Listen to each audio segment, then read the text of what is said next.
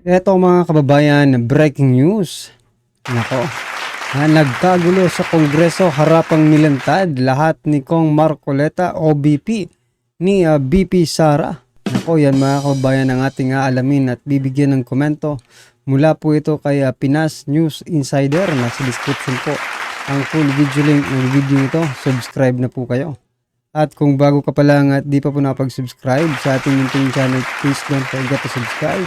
At i-click na rin po ang bell notification para updated po kayo sa lahat ng ina-uploads nating reaction video. At ito na nga mga kababayan, wag na po natin patagalin. Sama-sama at sabay-sabay po natin pakinggan, panoorin at bigyan ng komento ang video ito. Ito na po. Nangyari po nung nakarat, nangyayari na naman ngayon. Because the office, not the person. No motion was introduced. You may not like the person, you may not like her presence here, but you have to respect the office of the Vice President. That is all. Bakit natin ginawa yun earlier? Are we not already respecting a tradition well kept by this house? Respect tradition. Hindi nga, pinagtatanong nyo siya eh. Meron pang partido lang kasi that is disrespect to the office of the President, Vice President. So ano yung pinagtatanong nyo sa kanya eh? Ito ang balita ngayon, trending at pinag-uusapan ngayon sa mundo ng social media. So yan mga kababayan, nagkagulo nga dito sa Senado dahil po dito sa kay Congressman Marcoleta. Na kung saan ay pinati-terminate niya na. Kasi dahil daw sa tradition, honored tradition ng Kongreso. Sa pagbibigay ng budget sa Office of the Vice President or maging sa Presidente. Anong masasabi niyo dyan mga kababayan? Tama ba ang ginawa ni Congressman Marcoleta?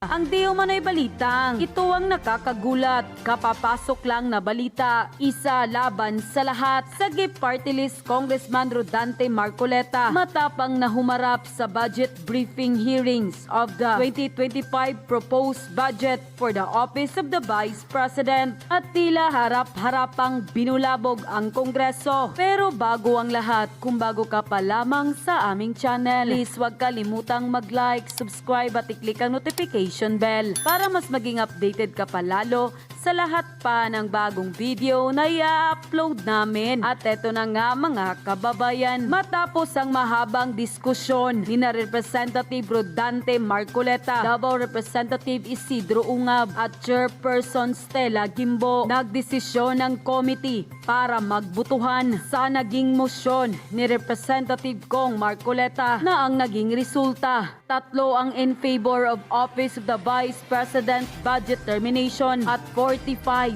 ang tumutol. Kaya't ang mosyon ni Kong Marcoleta ay nabigo. So ganun din mga kababayan, no?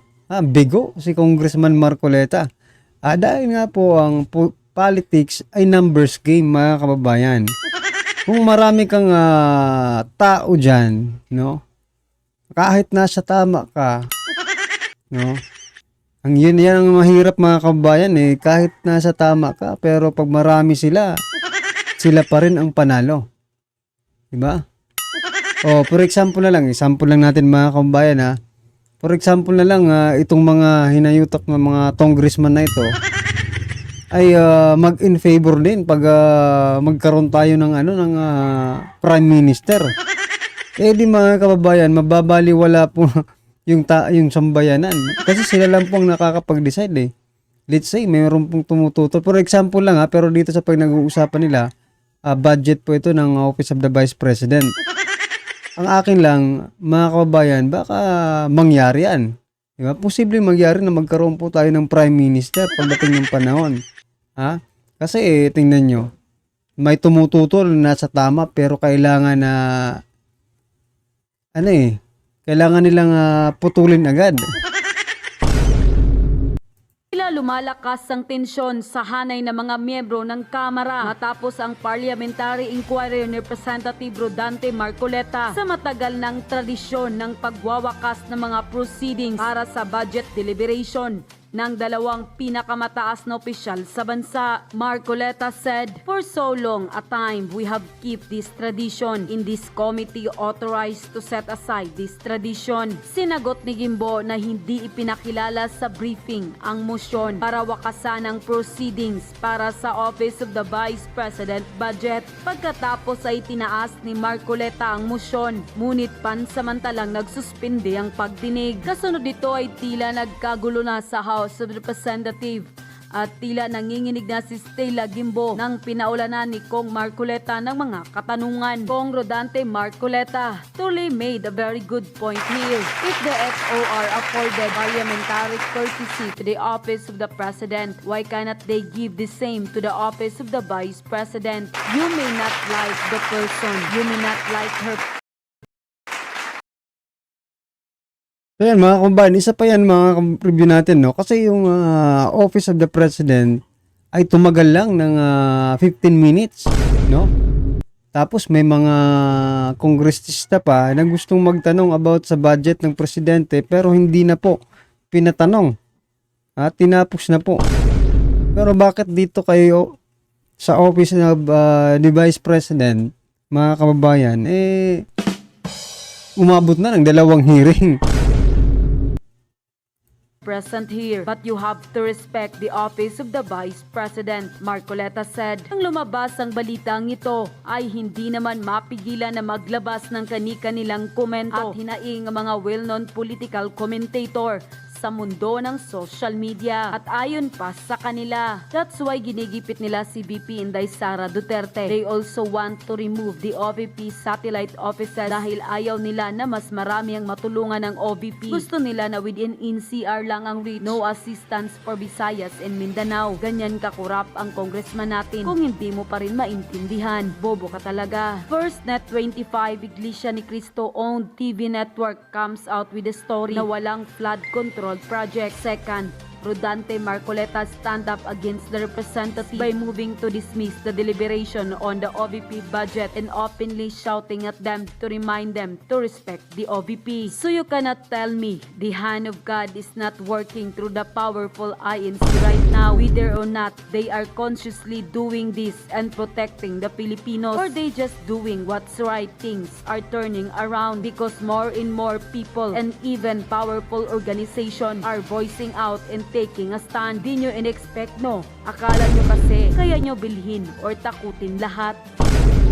Matapos lumabas ang balitang ito, ay umani naman ng maraming suporta ang pangalawang Pangulo mula sa marami sa ating mga kababayan sa mundo ng social media. At ayon pa sa kanilang social media post, dito natin makikita gaano katalamak ang mga trapo sa mga iilang politiko na pansarili lang ang hangarin at ang pangarap na magtagal sa posisyon. Example lang dito sa Luzon, ang daming apektado ng baha pero nakapagtataka, namimigay ng 5K at bigas na ayuda sa mga taga Davao City ang isang Romualdez para humingi lang ng suporta sa mga tao ang agang pamumulitika. Ang tanong, pera niya ba yung ipinamamahagi niya sa Davao o galing sa kaban ng bayan? Habang nagkakagulo tayo kay Guo at Kibuloy, ang administrasyon ay nagpapabango sa mga tao gamit ang pera ng bayan. Ang tanong ko, bakit hindi ito imbestigahan ng mga kakampi niyang administrasyon? Bakit parang walang nakikita at naririnig? So sa susunod na butuhan, alam na natin saan ibibigay ang ating mga boto ng sambayanang Pilipino. Maawa kayo sa bayan natin. Ang swerte ni BBM, walang deliberation sa budget niyang 10.5 billion pesos and he was not harangued by the Congress. Tapos may utang pang 3.4 trillion pesos ang admit in the past 2 years aside from their budget. Tapos wala ka namang makita na achievement. Napakaswerte. Shemen at all. Pamumulitika na wag kang smart talk. Ilang hearing na ito through Office of the President, tapos within 20 minutes kahit 1 billion kada araw ang gasto sa flood project pero walang transparency. Tang naman tapusin na yung Trapo Act towards any offices in the government. Malaki na yung nagasto natin sa mga pamumulitikang hearing na yan. Yan bang So, tama po yan mga karibyo natin na namimigay sila, no? Habang nagkakagulo. Ang taong bayan dito kay Alice Go at dito kay Pastor Apollo Kibuloy. Sila naman po ay Para mga trahidor, mga karibin natin. No? Kasi habang nagkakagulo yung mga tauhan nila dito, sila naman dito, bigay ng ayuda. Para magpabango. Tapos sasabihin pa, walang ambisyon. Ha? Walang ambisyon na maging pangulo. Nako. Tinatawag fair at hindi bias ang mga taong to. Nakakatawa naman po, but that's politics only in the Philippines. Sige lang, Madam VP, we as Filipino, we know how your father sacrificed for the good each and everyone. Nadama po namin ang pagmamahal po ninyo. Bilog po ang mundo. Hindi lahat ng panahon sa kanila. We will always support. Unquote. Narito ang full video kung saan tila harap-harapan at walang pagdadalawang isip na sinabon ni Kong Marcoleta ang Kongreso. Para sa buong detalye, panoorin ang full video. Alam nyo mga lods, mahirap kalaban si Inday Sara. Kasi talagang bestado kayong lahat eh. And hindi takot si VP Inday Sara kasi in the first place, wala naman siyang tinatago. Diba? And in the first place, alam niya sa sarili niyang transparent siya. Sabi pa nga niya, bago siya pumunta ng Senate, bago siya pumunta ng House, pinablish na niya yung proposed budget at kung saan gagamitin sa OJT website, sa kanyang FB page para makita ng taong bayan, di ba? Kaya, grabe, kabahan talaga kay VP Inday Sara kasi ano ang mababatikos nyo kay VP Inday Sara? Wala. Kasi siya mismo, alam niya sa sarili niyang transparent siya. Alam niya sa sarili niyang wala siyang tinatago. Di ba? Kaya talagang kitang-kita mo na yun. Kaya pala sobrang konti lang yung nagawa na classroom. Kasi wala naman pala kay VP Inday Sara ang control. Kahit DepEd secretary siya. Pero hindi rin pala siya ang nagmamanage at, di ba, at nagko-control sa pag-construct at paggawa ng classroom kasi hawak pala yun nila Zaldi at Romualdez. Sila pa rin pala, ang house pa rin pala ang masusunod. So useless eh. Tapos yung iba pa, kung makasisi kay VP Inday Sara, kunti lang daw yung classroom na napagawa. Siyempre, hindi pala sa DepEd ang may control nun. Kaila tambalus-lus pala. The opportunity of defending the OBP budget for 2025 by question and answer, and I leave it to the House of Representatives to decide on such proposal as presented. That was the template of an answer given by the Office of the Vice President. Madam Chair, napilitan po akong mag-raise ng parliamentary inquiry. I think I have earned this. If I survive my term up to next year, I would have survived also, or I would have completed 18 years in this institution. And in this length of time, I have observed a tradition. The tradition is the two highest positions of government, namely the Office of the Vice President and the Office of the President, are not traditionally subjected to questions. I have observed this for so long a time. May I refresh the memory of the members of this committee, Madam Chair. In 2022, the Minority Leader, Honorable Libanan, citing courtesy to the Office of the Vice President, took only about 13 minutes to move for the termination of the budget of the Vice President. And after that, the Majority Leader seconded the motion. That was 2022, Madam Chair. Then 2023, no less than the Presidential son, our own Senior Deputy Majority Leader, the Honorable Sandro Marcos, stood up and invoked the long-honored tradition of according courtesy to the OBP, the Office of the Vice President. And in the same manner, he moved for the termination of the Office of the Budget, the consideration of the budget of the Office of the President, Vice President. I also recall, Madam Chair, that it was terminated.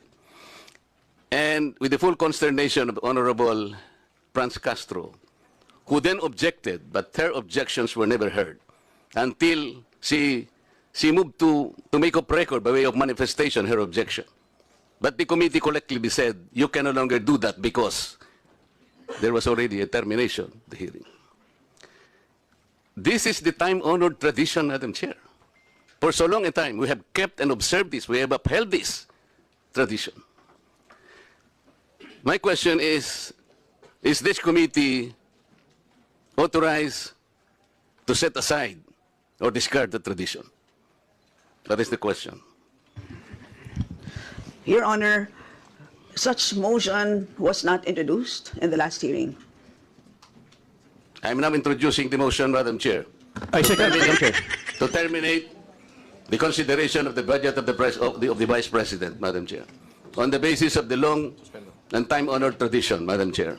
In order for us to respect a tradition, in the same manner that we have respected the tradition here, that the first to interpolate every time is the member of the minority. That is the tradition. We have not yet discarded that. We're observing that because we are honorable members of this Congress. So the question is, why have we discarded that tradition? Is this committee authorized to set aside the tradition?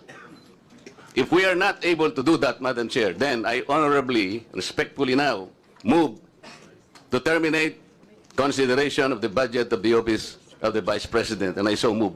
Second, Madam Chair. Thank you. Madam Chairman, Madam Chair, Madam Chair, Sino kaya ito?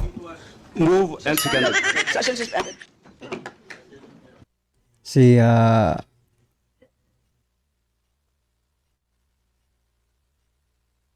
yun, nasuspend mga kabayan. Ito na, nagkakagulo. Yes. Sorry. Yes. Okay. The hearing is here very soon. Madam Chair, I objected to the motion, and may I explain why? We will take that up after we respond to the Honorable Marcoleta. Thank you, Madam But yes, Chair. we note that you made an objection, but your mic was off. So, the Honorable Marcoleta, please repeat your inquiry. Yes, in connection to the earlier parliamentary inquiry, Madam Chair, I have already related the value of tradition.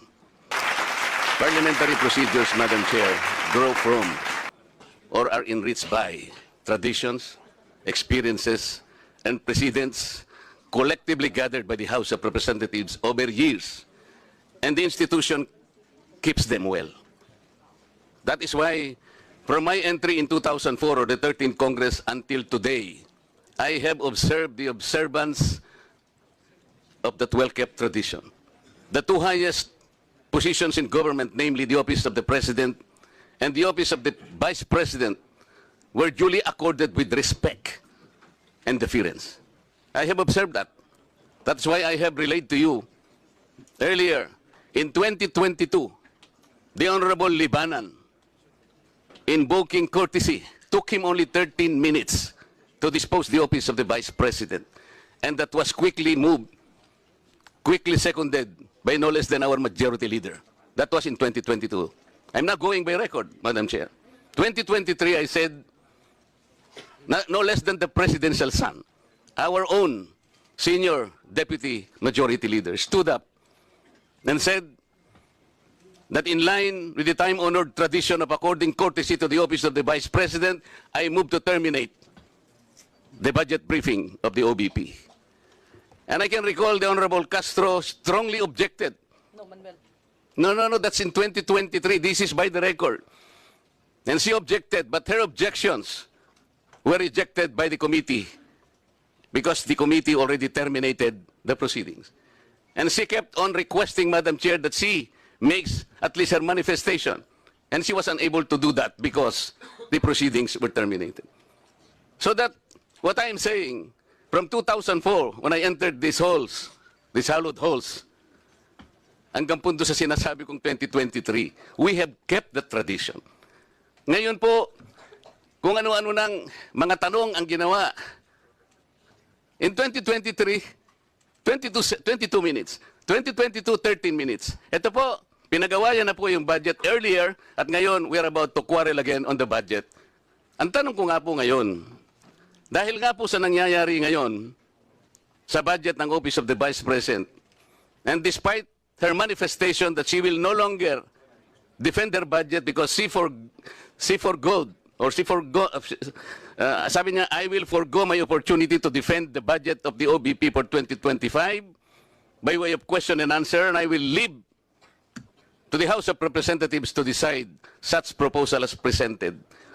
We cannot even accept such kind of answer, Madam Chair. What do we need her to articulate for? So ang pinag-uusapan po natin, wala na po ba yung respeto sa tradisyon na yun? Kagaya po ng binabanggit ko, every time mag-interpellate po dito, Madam Chair, because of that tradition, it's always the member of the minority who will start the interpellation because we have kept that tradition. Ang dami po. Ang dami ko pang sasabihin sa inyo, mahaba lang tayo. So the question is, when we did that to the Vice President earlier, now we're doing it now, are we now setting aside this tradition? That's number one question. Number two, is this committee authorized to set aside the tradition? Your Honor, short answer is no to both questions. Okay. If that is the answer, Madam Chair, and we are all bound to respect one tradition so sacred in our hearts, because we are called honorables in this house. We cannot be honorables if we cannot honor our own tradition. We are defined by what we believe as a tradition in this house. So if we are now all amenable that we have kept that tradition, no longer questions are being asked, then I will respectfully move, Madam Chair, to terminate the budget of the OBP for 2025. I object, Madam Thank Chair. you. I object.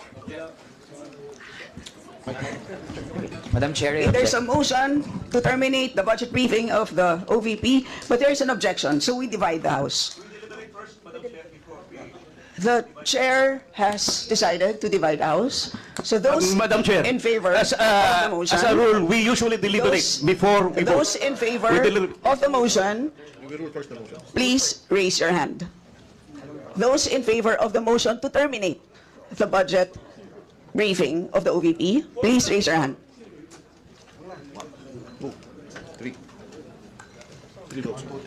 All those against. Those who are not in favor of terminating, raise your hand. So dito po nadali si Congressman Marcoleta, mga kababayan, no? Dito sa pagbubutuhan. Kasi nga mas marami pong buhaya. Ha? Na naka-assign dito sa OBP hearing, mga kababayan. Kaya kahit ano talagang gawin dito ng mga sumusuporta, no? Kay Vice President Sara Duterte. Ito yung sinasabi ko kaninang numbers game, mga kababayan.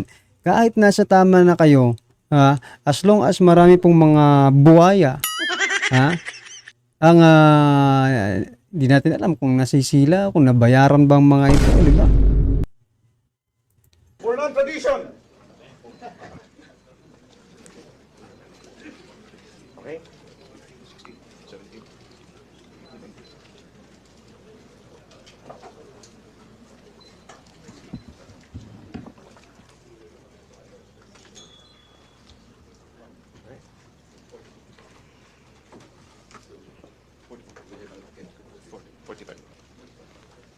Three in favor, 45 against. 3 in favor, 45 against.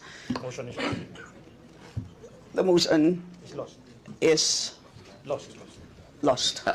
Madam Chair, I thought we have kept the tradition. The tradition is no longer ask any question. That was the tradition. So why are you voting against the motion? The majority of the will It's- is it's- always respect. It's the will of the inconsistent majority with is the always tradition that respected. we have already agreed to observe. So we will Yes, Madam proceed Chair. to the next. You mentioned earlier that we will keep up the tradition. You said no. Earlier, For now orderly we voted proceedings, I against. remind the members to please wait to be recognized before speaking. So, the chair now recognizes the Madam budget Chair. sponsor, the Honorable Zia Adyong, to give a recap of what transpired in the last hearing. Madam Chair, Thank you, Madam Chair. Madam Chair, before Madam Chair, we proceed with Vice Chair Adjong, can I Yes, explain my vote, Madam Chair? Paduano? Can I explain my vote? Why I voted against the motion of the Honorable Marcoleta? Just a short lang. You have 1 minute. Thank you po. Madam Chair, tama po. During the previous hearing, wala pong nag-move to terminate the budget. That's number one po of the OBP. Number two po, the demeanor of the answers being given by the Vice President during the time. Personally, it does not satisfy this representation. Thirdly, Madam Chair, the courtesy being given to the Office of the Vice President is afforded if she's present in today's hearing. How can you give that courtesy when Pak is absent in today's hearing, Madam Chair? I might change my vote for that, but Was the President of the Philippines present? Please. Please I am wait about to to be be recognized, recognized. Madam Chair. Please wait to be recognized. Please proceed, Kong Paduano. You You're have not 30 yet recognized, seconds. Marcoleta. Madam Chair, maybe I will change my vote if for the motion Marcoleta if the Vice President is present in this hearing. Utot mo. Adwano, utot mo. Alam namin kung kanino ka tao, ano? Ha? Hindi mo babaguhin yan. Nako. But he's absent. How can I personally vote for that? Because he's not present in today's hearing, Madam Chair, and that courtesy should be given to those head of office that should be present during the budget deliberation, Madam Chairman. Thank you. So, Kong Zia, you're now recognized. The floor is yours. Thank you, Madam Chair.